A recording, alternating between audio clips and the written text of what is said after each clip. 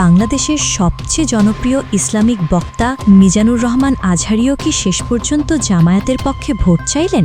সম্প্রতি এরকম আলোচনা ঘুরে বেড়াচ্ছে রাজনৈতিক অঙ্গনে। তার এক ফেসবুক পোস্টের কারণেই মূলত এরকম আলোচনা জন্ম দিচ্ছে। মিজানুর রহমান আজহারি সম্প্রতি লিখেছেন, তারুণ্যের প্রথম ভোট ন্যায় ও ইনসাফের পক্ষে হোক। যদিও তিনি এখানে কোনো দল বা মার্কার কথা উল্লেখ করেননি, তবুও এটা মোটামুটি প্রতিষ্ঠিত যে ন্যায় এবং ইনসাফ মূলত জামাতের নির্বাচনী মূলমন্ত্র।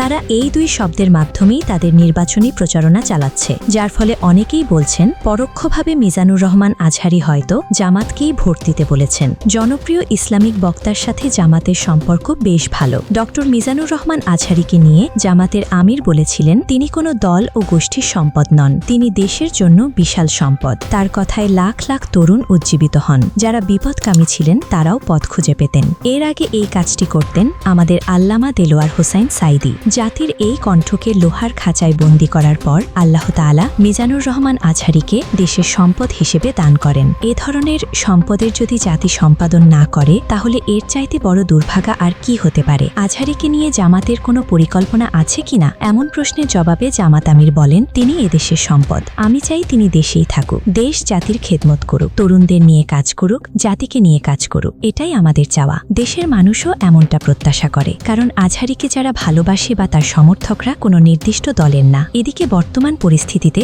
অনেকেই মনে করছেন মিজানুর রহমান আজহারির উচিত জাতীয় সংসদের উচ্চকক্ষ ইসলামপন্থীদের প্রতিনিধিত্ব করা। তার মতো একজন শিক্ষিত, সচেতন এবং স্মার্ট ইসলামিক স্কলারের সংসদে খুব প্রয়োজন, কারণ দেশের কোটি কোটি ধর্মপ্রাণ মানুষের আওয়াজ সংসদে তুলে ধরার মতো সংসদ সদস্য খুব একটা দেখা যায় না। সেক্ষেত্রে মিজানুর রহমান আজহারি হতে পারেন ইসলামপন্থীদের যোগ্য নেতা। ভিউয়ার্স, এই বিষয়টি নিয়ে আপনাদের কি মতামত জানিয়ে অবশ্যই কমেন্টস করে দিন, আর ভিডিওটি শেয়ার করার অনুরোধ রইল। Icon focus 24 TV, powered by 4D Fourth Dimension।